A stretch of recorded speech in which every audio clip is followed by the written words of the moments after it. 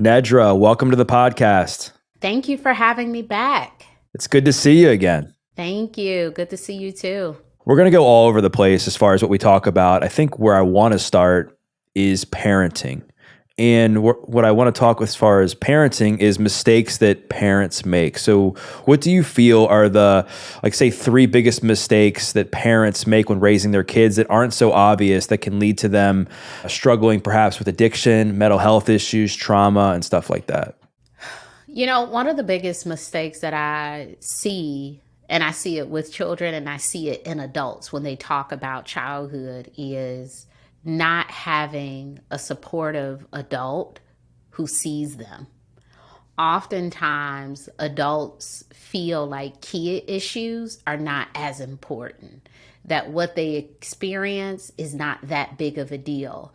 But I remember, and I'm sure you can remember, Doug, like when things happen in our lives, it was a big deal when my parents broke up, or when we had to move, or when I had to switch a school, or when my grandmother died. Like, these are a really big deal. And I don't remember people talking to me about this. So if we can just recognize that the things that are uncomfortable for adults are also uncomfortable for children, if we could talk to them about what they're experiencing in their lives, we can have healthier children. A lot of times we teach kids not to talk about their problems by not talking to them about their problems. That's like one of the biggest mistakes that you've seen, is that, parents not being supportive for their kids when they need them in the most. And we'll get into a couple more in a second. But I think, diving into this, how can parents learn to communicate with their kids and relate to them in a way that these kids not only feel understood, but the parents can then understand what their kids need in moments like that? As adults, when you have a tough day, often you may call a friend. I know I call a friend and I'm like, girl, guess what just happened? So and so and so and so and so and so. Kids need that same level of support. So how was school today? What happened when you saw your dad? How was your visit with your dad? What do you think about me doing X, Y, and Z? Like, really talking to kids about their lives. Often adults are so caught up in their own stuff that we forget that the kids are present. We forget that they're having an experience with what we're experiencing. I know that so often adults are just like, kids won't remember this. And it's like, we remember so much stuff from childhood. We remember when a parent argues. We remember when our parents don't get along. We remember when someone treated us a particular way. I just had an interesting conversation. My mom just visited and I had an interesting conversation with her about one of her siblings. And I've never seen this sibling of hers as a nice person. I said, I don't have a relationship with them because I've never known them to be a good person. And she said, I remember when they were a good person. And I said, okay, not during my lifetime. Not during my lifetime. And a part of that is because this person had an addiction. I don't ever remember this person as a sober person. And so my experience of them is very different. And I was never asked about my experience, but I certainly experienced this person in a certain way. And I think sometimes parents, adults, have this idea of how we want things to go for children when kids are actually developing their own ideas, their own perception of events. And parents can really impact that by having conversations, talking through things with kids, and not always telling kids how to feel, what to think, but just letting them freely think about things. There's a lot of talk now about emotional neglect.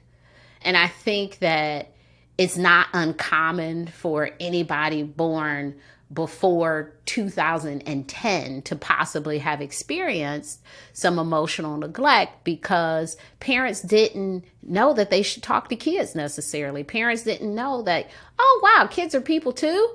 It was not necessarily an encouragement. But now we have many adults who don't know how to process their feelings, don't even know how to identify their feelings, don't even know how to properly be in healthy relationships with people because of the emotional neglect. So now so many of us are having to figure out, like, oh my gosh, like, how do I recover my emotional self? How do I show up in relationships? How do I even process discomfort? So many adults don't even know how to process having a bad day without cussing people out, without going off on someone or hitting someone. Those are things that can be modeled for us in childhood. Those are things that can be processed with us in childhood that many of us missed out on. So would you say like one of the biggest keys to being a successful parent is making sure that you are like dealing with your own present day stuff so that, you can model healthy behaviors for your kids? Ugh, that sounds like such a big deal. As an imperfect parent myself, I don't think parents are supposed to be perfect. I do think what's really helpful for parents is that they recognize that they are imperfect, that they are willing to acknowledge their mistakes and correct them. I think sometimes in an effort to correct our mistakes, we do the work for other people and it becomes codependency. I've seen so many parents become codependent with an adult child because they didn't do some of the parenting and they refuse to acknowledge it. So now your kid has this drug habit and you're buying them drugs, or you're letting, because it's like, oh my gosh, maybe there's no acknowledgement of, oh my gosh, there is something I didn't do here. So now there's this over parenting of the adult child. And so I think one of the things that parents can do that can be really freeing is to say, oh, I didn't teach you how to cook. Oh my gosh, your father and I, we were very messy when you were younger. I didn't realize how much that impacted you. If we could just acknowledge, whether it's in presently stuff we're doing or things that we noticed that we did when a child was younger, it can really help the child say, okay, yes, that is my thing. And we can equip them with some tools even still to do better. So let's go along with this example, because I know this is something you mentioned you want to talk more about. It's like, let's just say you're now, somebody's a parent, they have an adult child who's in the thick of addiction, in the thick of some severe addiction stuff. They're struggling with their mental health. What is the process like for that parent to be able to handle the situation effectively, but also take care of their own mental health? I think the challenge with addiction is we often try to control somebody else's addiction. As a parent, as a family member, there is this desire to make them stop, when in actuality, it is the person's choice. The things that we can control about the relationship is how much we help them, what areas we're willing to be involved in their life, how frequently we speak to them. Those are the things you can control. You can't necessarily stop someone from using drugs or alcohol. You can say, I love you and it's hard for me to see this. I love you and I wish you were choosing something different, but you can't make them stop. You also have to recognize that addiction is not a choice. I think often with addiction, I hear, sometimes adult children say, my parents chose drugs over me. And it's like, I think if we were being reasonable about this and we said drug or child, most people would say child. But I think when there's an addiction, it's not that easy, right? I feel like I need this thing to do anything else. So it's not really a person making a choice over you, because addiction makes you powerless. That's a part of having an addiction.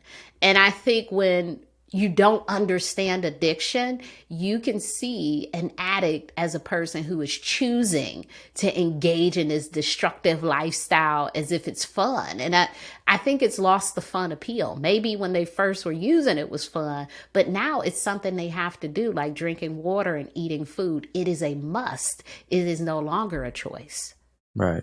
You brought up a really good point in that they're not, a parent is never going to be able to get somebody else to change. They can't control what they do. This person, while addiction in itself isn't necessarily a choice. This person is making their own decision and choices that are impacting their lives, their behaviors, their relationships, and so on and so forth. What does the boundary enforcing process look like? Like, how can a parent coexist with a child or a loved one that's struggling with addiction? And when might be a time for them to set a more permanent boundary? I think when you find yourself enabling the child or any family member, when you find yourself enabling someone, when you find yourself constantly talking about the struggles that they're having, also if you find yourself trying to make them change their behaviors, it's time for you to get some boundaries. I think as long as the world has existed, there's very likely a chance that there has been some addiction to something. Even before whatever new drugs are out, there was something else. So I think it's one of those things that it's really tough to watch. And we also have to acknowledge that it's something that we can't control. So if you are an addict, what kind of relationship can I have with you? Often we think if someone has an addiction, the only choices is to have a relationship that's codependent with them or to not have a relationship at all. That's not necessarily true. There are ways to show up and have a relationship that you can with a person who has an addiction. It might not be you talking to them every single day. It might be every Sunday you go to IHOP. I don't know. It might be you calling them on their birthday. It might mean, you see them once a month. It might mean you take them a meal here and there. It may not mean that you're in the day-to-day thick of it.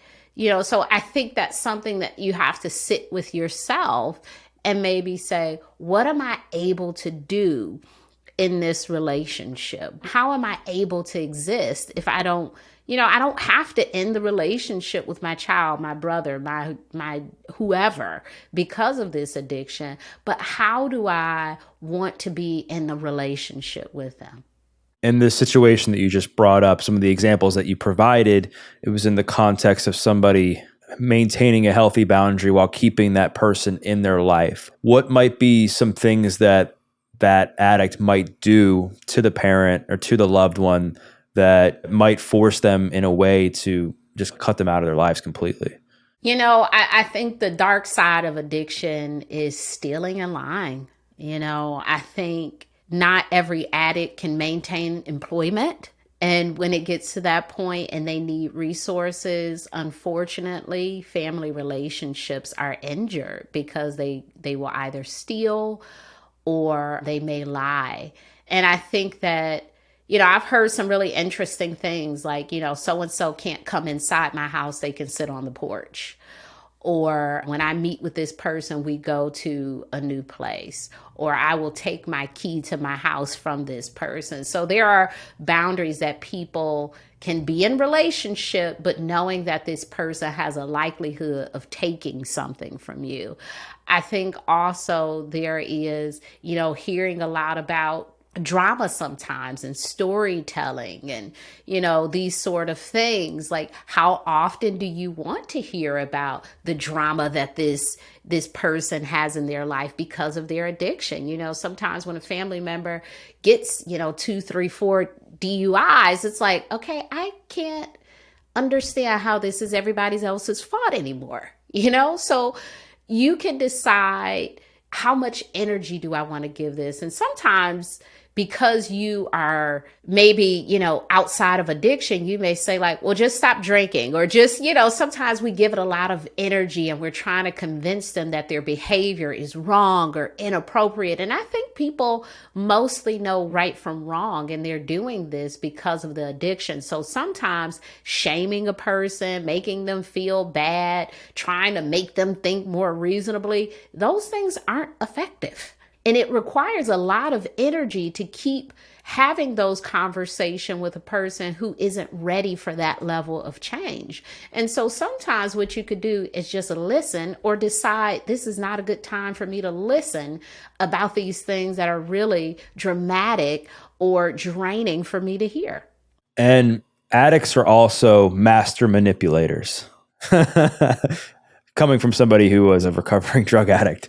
And so with that said, if a parent's listening to this, what can they do to understand A, whether or not they're being manipulated or not, and B, how to prevent somebody from trying to manipulate them? Well, manipulation is only effective when it works. I think with addiction, there is a coating of denial for some of us. We want to believe they need this $20 because their car actually broke down. We want to believe that someone broke in their house and stole all their stuff. And, but it's like, how many times do you hear these outrageous stories that don't happen to the majority of population, happen to this one person who has an addiction? It's like they could be writing these stories for a daytime drama and this would be great. But in real life, this is impossible. And I think, I think we can feel sorry for people. I think we could feel bad for people without giving them our resources. Sometimes the resource is just saying like, oh, that was tough. Oh, here is another resource for you. I've heard addicts say things like, oh my gosh, I need money. I don't have any food. There's a soup kitchen on such and such street. Have you went by there? They don't want to hear that because it's like they really want your money. So how do you get through the story creating? How do you start to recognize these are parts of the story that they're telling to elicit some compassion, some money or something? Part of it is families need more support around what addiction is. And so I think groups like Al-Anon are really wonderful for helping people see how others deal with the manipulation, see how others move away from codependency and enabling. It's really helpful to know that this stuff is common. Your child, your parent, your sibling, they're not unique in what they're saying. This is something that happens throughout the community, and you may need other people to help you reinforce your boundaries and to really stick to them and set them, because this is a part of what happens. You are not the only person. So Al-Anon is a wonderful resource. I think there are some wonderful books. One book that I often recommend is, what is this book? The Complete Family Guide to Addiction. And it talks about what is an addiction? How can you actually help a family member? How do you set boundaries with family members? That is a really helpful way for you to figure out, this is how I can be in this person's life, and this is when I need to remove myself. Staying on this thread, because this is something that a lot of obviously parents struggle with. What makes it more challenging, there's emotion involved. Like, you want to see your kid do well. You want to believe your kid, kind of like you touched on a few minutes ago. Is there anything that you recommend parents doing in that moment when these kids are coming to them or a loved one's coming to them with this story? An example, do you recommend them taking 24 hours to come back to them so that they can like settle into a more logical space? Do you recommend them calling somebody for support in that moment? Like, how can parents navigate that situation so that their emotion doesn't take over and they're able to communicate with them logically? I love the way you said, take that 24 hours to just really think about it. Think about how to respond. Having a support person who understands addiction in the same way that you understand addiction. Again, having some group support. I'm sure there are, I say Al-Anon, but I'm sure there are tons of groups for family members of addicts to be a part of, to gain some information and to be in community. So we need those sort of things to sometimes energize us. It's kind of like having, a personal trainer, right? Like, you need that support to be able to even say these things. Sometimes when a person is manipulating you, you need that level of support. Yeah, absolutely. Kind of this putting a bow on this, you've talked about some things that a parent shouldn't do when a kid's struggling with addiction, enabling, shaming them, trying to change them. I know that it's ultimately going to be up to that person to make that decision to change, but is there anything that a parent can do to help kind of guide them towards that decision to making the right choice? Lead in love. We can always let people know how much we love them and how much we're concerned about them and how much we want them to be healthy. loving practices. There may be times where a parent does want to pay their child's rent because if they don't pay it, they'll be homeless. So you may say, hey, I'm going to pay your rent and that's it. And it's paying it directly. I think sometimes doing things directly is more of a boundary. There was a situation with an addict in my family where they needed some financial support. And I said, well, give me the number to the company. I will help you if I pay directly. I'm not giving you any money to pay any bill. Right. So either you're going to get this bill paid or you're going to have a credit on your account because you lied. But either way, the money is not going to you because you're not a trusted source. So would you say that's a perfect example of helping versus enabling? Like helping is paying the bill for them if they truly need it, and enabling would just be giving them the money to pay for it? I think paying their bill consistently could be enabling, especially if, I think a one-off for support is different than continuous support. Like there are times where someone says, we all need help at times. Doug may call and say, hey, I need help with, my daycare bill. I'm unable to make it. Now, if Doug calls every month, I have acquired a new bill. I'm now paying Doug's daycare bill. So I don't have any kids in Doug's daycare. So that's now a new problem for me. So if there is an occasional assistance, that's very different than a routine assistance. It's well said. And so before we move into like the self-accountability and responsibility of what somebody can do to break the cycle and start to change some of these family dynamics, I want to kind of finish up talking about parenting. I know you said like one of the biggest mistakes you see with parents now that's a less obvious one is when they're not supporting their kids and communicating with them in a way where kids feel understood and heard. Is there what would you say there are two others that you see now where people maybe aren't aware that this is a big deal, but it's actually creating long-term problems for the kids? Oh my gosh. One of the really big ones is parents, their relationships with the child's father or even their husbands, if they're still married. I think contentious relationships that kids have to witness or be a part of is very unhealthy for kids. How parents get a divorce, what happens after those divorces. You often hear that divorce is a trauma, and I want to rebuke that. Divorce isn't a trauma. You know what's a trauma? The way the parents treat each other, whether they're married or divorced. And kids see a lot. They see, maybe mom trying to manipulate the kid to get the kid on the side. I've worked in child protective services. You have some parents that would try to get their kids to lie and say your dad is beating you, say your dad is molesting you. Can you imagine, the person who becomes the adult who had to lie and say that they were being molested? It's so interesting, the things that are done to kids. And then when they show up in the world as an unhealthy adult, it's like, I don't know what happened to them. It's like, my hands are clean. I didn't do anything. It's like, oh my gosh, the things that we create for children sometimes are so impactful. And because we are unhealed humans sometimes, we don't even recognize how we've impacted them. There was a person I was talking to recently who was, oh my gosh, this person's children, the children speak to her so poorly. And I said, she wasn't a good mother.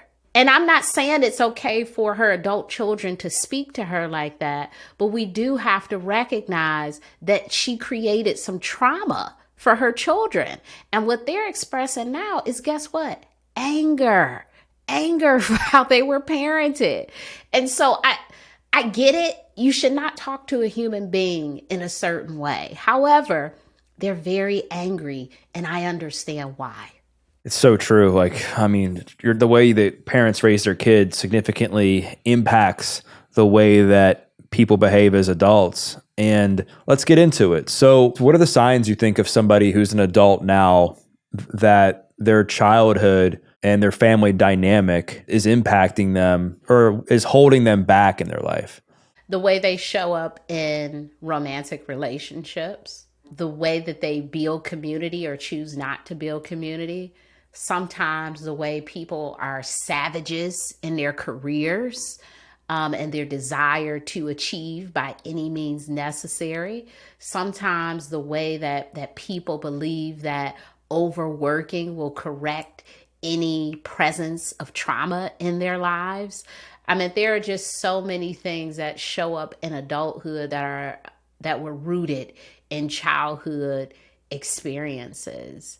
And often children have been made to feel really bad about being honest about those childhood experiences and being honest with the people who created those childhood experiences for them that they're now still sort of dealing with. I mean, I used to work with kids and teenagers early in my career. I would say maybe I've been a therapist 15 years. I'd say about half and half. Half of my career has been with kids. The other half I've moved towards adults because these kids grow up.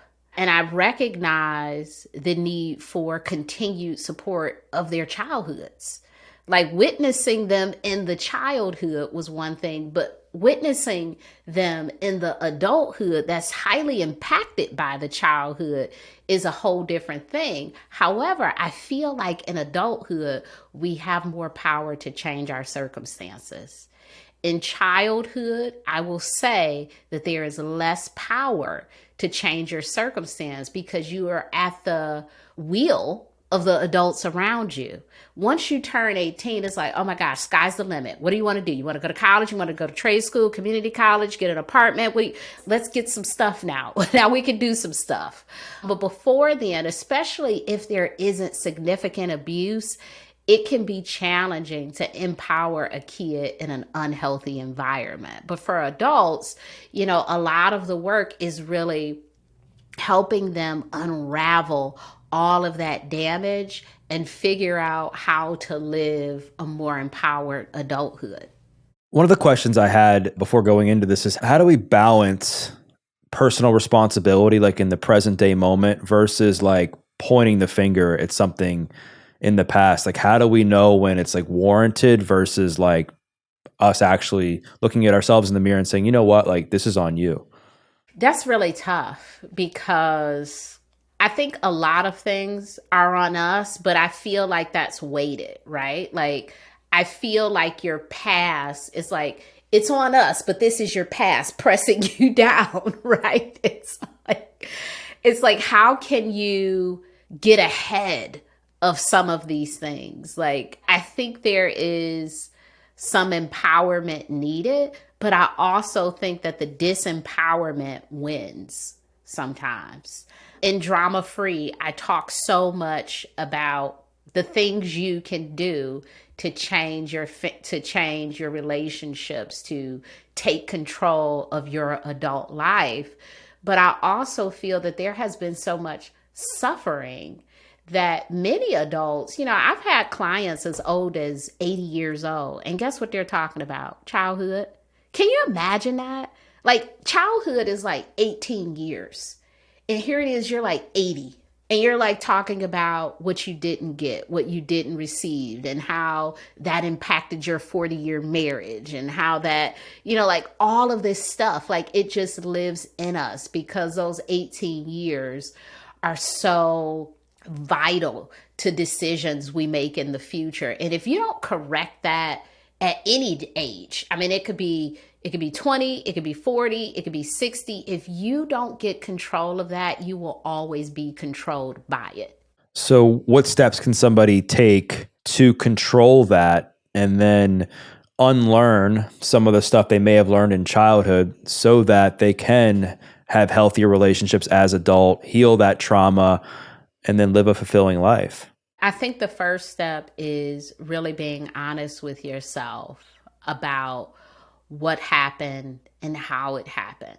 Really dissecting your childhood. In my childhood, mostly I felt, Did you feel unseen? Did you feel a lot of sibling rivalry? Did you feel that maybe not having a lot of financial resources always left you wanting for more. We have to think about how things impact us currently. Like, I'm always thinking about the why. Like, if I want a new car, I'm like, why do I want a new car? Do I want a new car to impress other people? Do I want a new car because I need a new car? Do I want a new car because I feel like I deserve it? Do I want a new, like, what is your why for many of the things that you do, even in adulthood? What things about your partner remind you about other things in your life? I think there are so many things that we don't really dissect. And when we're not thinking about that stuff, we are just unconsciously making very important decisions. And sometimes those things really backfire because we're not thinking about, oh my gosh, like I'm trying to be really advanced in this way because I'm trying to erase this old image of Doug. I want everybody to now see me as the good guy. So I'm going to overcorrect. I'm going to always be good. And it's, when we get into that level of thinking that, how did things impact me? What happened to me? What is my story? What are the, if I had to write a book and there had to be some sort of story arc about my life, what would the story be? What is my biggest tragedy? How was I impacted by, various things that happen in my life? I don't think we really sit with ourselves. Most adults we're driven by distraction. When I have clients who struggle with like social drinking, when they're like, I don't know how to tell my friends I don't want to drink. Like, people ask me so many questions. And, I say all the time that so many things happen in childhood, and guess what we didn't have? A drink. It was like, if you had a bad day at school, you just had to go home and watch Looney Tunes. It wasn't like, you know what? I had a bad day. I got to get me a drink. It was like, we just learned how to deal with it. So that tells me you still have the ability somewhere in there to deal with it. How do we tap into the ability to just sit with discomfort again? Because you already have it. It's just you're choosing to distract yourself. You're choosing to not be present in your life. How do we make you more present?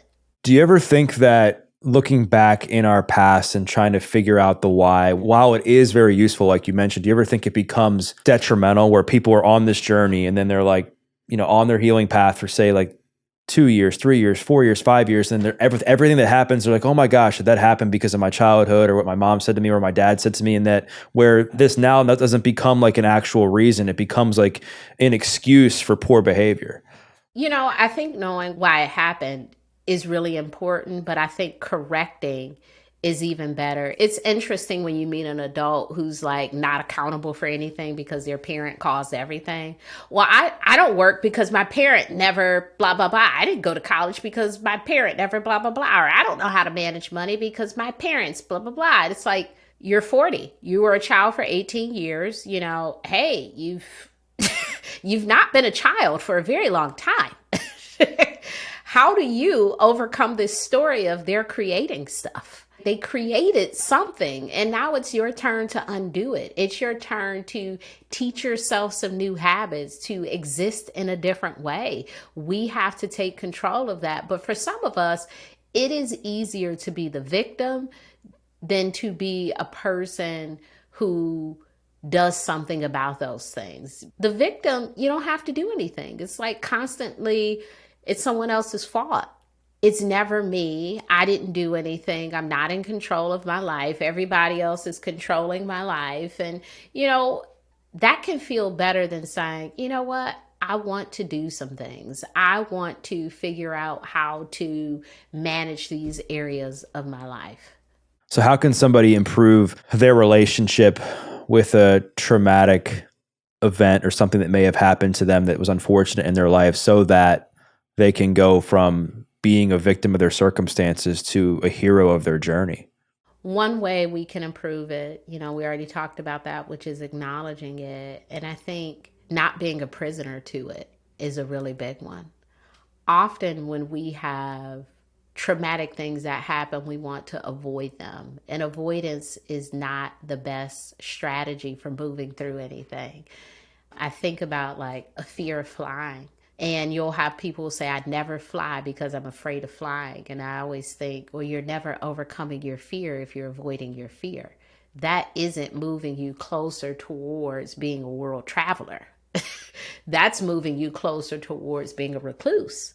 So if you really want to deal with the fear and the anxiety around something, sometimes it is best to face it and to really have some exposure to those things and not always run away from them and saying, oh my gosh, I can't look. Now, there are some things, especially when our safety is in question. You know, there are some parents who are abusive. They were abusive in childhood and they're abusive in adulthood. There are some parents who did terrible things to their children. There are some siblings who did terrible things. There are some aunts and uncles and cousins. And, you know, like there are some things that happen to people and you may not want to keep those relationships. I've noticed a lot since we started with addiction.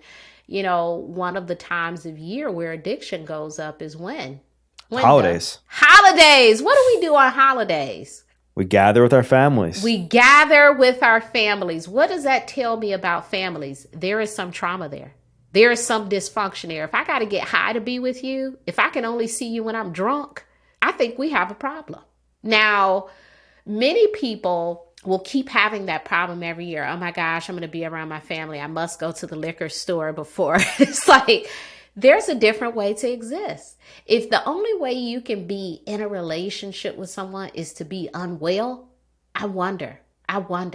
You know, so a lot of my work gets really busy around the holidays. I've had some Christmas Eve phone calls. You know, I've had, you know, working on the day before Thanksgiving because people are highly anxious, depressed, slipping back into some unhealthy behaviors because they have to sit with their parents who are hypercritical or, you know, maybe narcissistic or addicts themselves, or be with the sibling who absorbs all of the energy in the room, and, you know, all of these different things that people experience in families. And so to that, I say, how do we do this differently this year? So how do people do it differently? Like, what are some of I know a lot of your work is based in boundaries, and obviously I know that's important for people to heal and to develop healthier patterns as adults. You talked about embracing discomfort, which is important as an adult, but what are some other tools that you think people should not only develop, but practice like every single day that are paramount for being able to coexist with other family members that aren't doing the work, as well as making sure that they're going from surviving to thriving in their life? You know, there are certain things in those relationships that you'll have to consider. You know, maybe you want to see your parents, but maybe you don't want to stay with them for the weekend and you need to get an Airbnb. Maybe you want to have family dinner, but you don't want to stay around and watch football after. Maybe you want to see your nieces and nephews, but you don't want to, you know, communicate with your sister during that visit. So, you know, there are things that you have to figure out. What are my sore points? When I see my family, what are my sore points? Is it them bringing up how I was in childhood? Is it them talking about my weight? Is it them talking about my lifestyle? Is it them, you know, like, what are the things? And that's where you can start to create like these parameters with those really unique things. I've heard a lot of adults say it's stressful for them to, you know, maybe being in the home with their parents and their parents don't like, oh my gosh, you don't want to stay with us, because that's seen as a sign of closeness. You're in the house with us, but we all can't be in the house with our parents. And it's okay if you recognize that and say, hey, I need my own space. I don't want to be at your house where anybody could come over, and because I don't talk to all the anybody's, you know? So I don't want to be in the space. I don't want to make my bed, or I don't want to, you know, use your kitchen in a certain way. Like, you can figure out what those touch points are for being with family and maybe shorten your time or transition away from being around them all the time. Maybe going for a walk to break up that being in the house with them. There are so many different things you can do, and you have to get really creative. Like, what is the thing that bothers me when I'm with family? If a person brings up blank, this is how I will change the conversation. It's almost like writing a plan to engage. you're mentioning like certain boundaries you can put in place when you're coexisting with family members that you want to keep in your life, but you're not like cutting out. I want to kind of sidestep a little bit and talk about like how you can communicate with family members, or you're in a relationship with somebody. Let's just say that they're not into quote unquote doing the work. Like they're not listening to podcasts like this. They're not reading your books, but they're not bad people. They really aren't doing anything wrong. They're just not into like personal growth and talking about trauma, which again, I don't think there's anything wrong with that. But I think sometimes people will just cut people like that out of their lives because they'll just assume that they don't get me, they don't understand me. How can somebody learn to have relationships, effective relationships with people that aren't just interested in doing the work? Yeah, I think the first thing is to try to not make them do the work. Often it's like, have you heard this podcast? Will you read this book? Here's this uncomfortable conversation. And it's like, they're not interested in any of that. And maybe what you need to do is watch YouTube dance videos with them. Where can you meet in the middle? Where do you meet them where they are? If there are certain conversations you can have with them, have those conversations. There are other conversations that you can't have with them. And let that be okay. Let that be enough for the relationship to continue to exist. Everyone isn't going to be deep with us. Everyone isn't going to be highly connected and ready for change. That's just a part of, the way the world works. And so when we want to keep a relationship with someone, maybe a part of our healing is not making other people do the work. Not trying to control other people. That's such a hard thing to do, especially like if you're in a relationship with somebody and they know they need to change, they need to change, and it's not happening fast enough, or it is a loved one, or it's something else in your life. Like, how do we let go of control? Realize you don't even have it. We don't even have control. We never had control. So it's so interesting that you say, let go of it. You didn't have it. So what are you letting go of? You never had control. So many people try to control other people and their behaviors. Yeah, it's an illusion. It's like a magic trick of control. That's what we're giving up, this illusion control. That's what we're letting go of, because we never really had control. But it's almost like we're saying to other people, the only way I can exist in this relationship with you is if you're as well as me. I see this a lot with like health stuff, right? Especially as you get older and your parents are, you're like, you need to stop eating cake. You need to stop. It's like, I hope when I'm 70, if I want to eat cake, smoke a cigarette, do whatever I want to do, let me. Like, leave me alone. Like, I don't need a lot of, so the only thing that you could do is really say, hey, when you come to my house, can you smoke outside? Hey, or you cannot bake a cake. So they don't even have the opportunity to eat it, but you can't control them going to buy themselves cake. And I think that's what we often try to do. We can only control our stuff, our space. We can't control anyone else. It's an illusion that we are constantly chasing. Like, if I show them this thing, if they understand this about this thing, they will stop doing it. With, smoking in particular, I find it funny when family members are like, they've got to stop smoking. It's so unhealthy for them. I'm like, do you know how aggressive they've gotten with the wording on the packaging? It's like, you can die at this point is what the cigarette packages say. Like, they want to do it. Like, I think if you're buying something that says that, you're consciously buying it because you want to. So I don't know if someone's saying, hey, you need to stop it for your health. Sometimes that causes more stress and it makes the person want to dig deeper into it because of their guilt around doing the thing. So you can't control what they're doing. I don't think the marketing is saying you can die, but it certainly says it causes cancer, not good for pregnancy, all of these things. So we have to release in our healing. We have to accept that we don't control other people. It is only an illusion that we have this power over the lives of other people. Right. And I think with a family member, it makes it even more challenging because there's emotion involved. We talked about that with people who struggle with addiction. I mean, it's not like you're waiting outside the gas station to tell everybody walking out with a pack of cigarettes to, hey, stop smoking, like you're going to die. It's normal. Obviously, it's with family members. And it's like we've talked about, like you can't force anybody to change. You can set boundaries that align with your values. You can love them for who they are. You cannot judge them. You can do all these things, but you can't like force them to change. One thing I was thinking about as we were talking about coexisting with family is, your book is called, Drama Free, right? And how can somebody know this, and maybe they don't know, what they're upset about with their family is actually valid, or they're overreacting and being quote unquote dramatic? What is an overreaction and what is dramatic? That is subjective. That was a question that came in from one of my listeners. Yeah, I think that's very subjective. I think an overreaction is anything that doesn't work. It's like, it could be anything. Like anything could be an overreaction. It's like what's acceptable in that culture. People could deem it as, oh my gosh, you overreacted. I have to accept that some parts of what I do might be something that other people would identify as too sensitive, as an overreaction. Again, that's part of my healing. That everything that I think and feel, other people won't agree with it. They can say, oh my gosh, you're overreacting. Okay, and I still want it.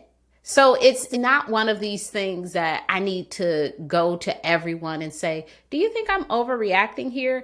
Like, I really feel like, I think about my home, right? Like if I had a rule that anytime someone came over, they have to come in and jump up and down twice. Is that extreme? Maybe, but it's also my house.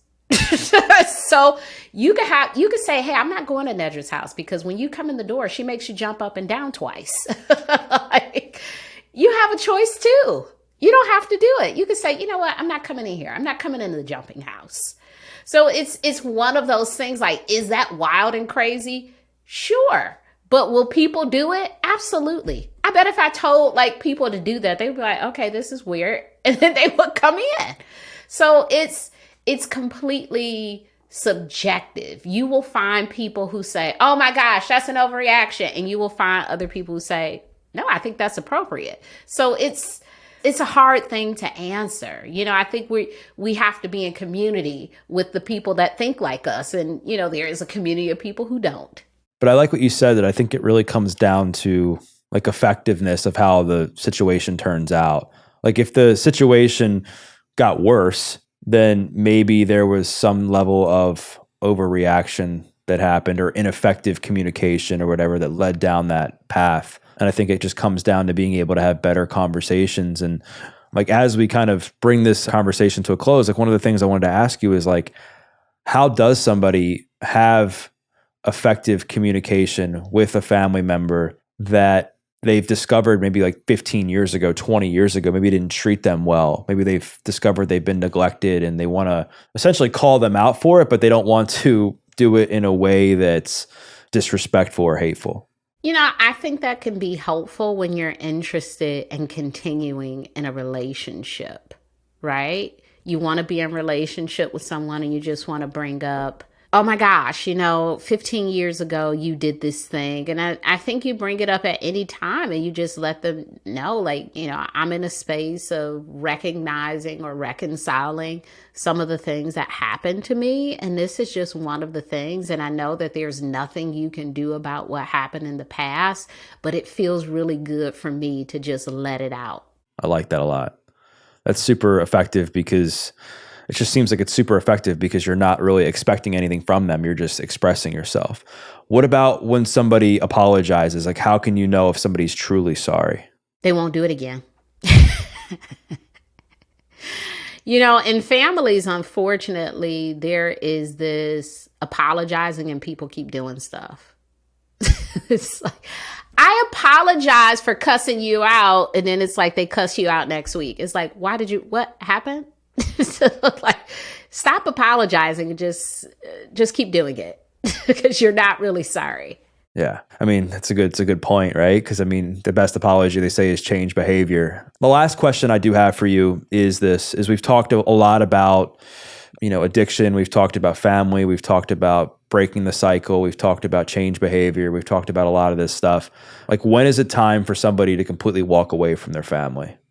I think that's a series of questions. What is the damage in the relationship? Can it be repaired? Is it something that is continuous, or is it something in the past? Has this person changed? Are you willing to change to remain in the relationship? Is this a relationship you can live without having? Is this a situation where you're doing it out of anger, or are you doing it out of the need for emotional wellness or safety? There are so many questions we must ask ourselves before ending a relationship. We never want to end a relationship to hurt the other person. We really want to do it to improve, our lives potentially. There are relationships with family members that can hold you back. I think about family members who might be hypercritical. There are some people who have parents who say, you can't do that. You wouldn't be able to do that. There are some siblings or, who may be competitive in a way that holds you back from living a better life. And in those situations, you have to figure out, is this relationship worth my life? It's a good way for us to end our convo, because I know we've talked about so much in the context of coexisting with people, and also how to have, or coexisting with people that maybe you don't see eye to eye with, or that are mistreating you, or that won't change, and that are maybe behaving in a way that you don't agree with. And I think that was just an excellent place for us to close on. So Nedra, I wanted to thank you once again for coming back on the podcast. If people want to connect with you, if they want to buy a copy of your latest book, where's the best place to do that? Well, you can go to my website, nedratawwab.com. Everything is there. All my events, my books, free worksheets, lots and lots of resources and information about me. Amazing. I will make sure to include the link to that in the show notes. And for those listening, what I invite you to do is to share a takeaway. I said a few seconds ago, we covered so much in this conversation. So whatever resonated the most, whatever you learned the most, share your biggest takeaway, tag Nedra, tag myself, because we'd love to hear your feedback. And we once again thank you for listening to this episode of The Adversity Advantage. I'm your host, Doug Bopst. We'll see you next time.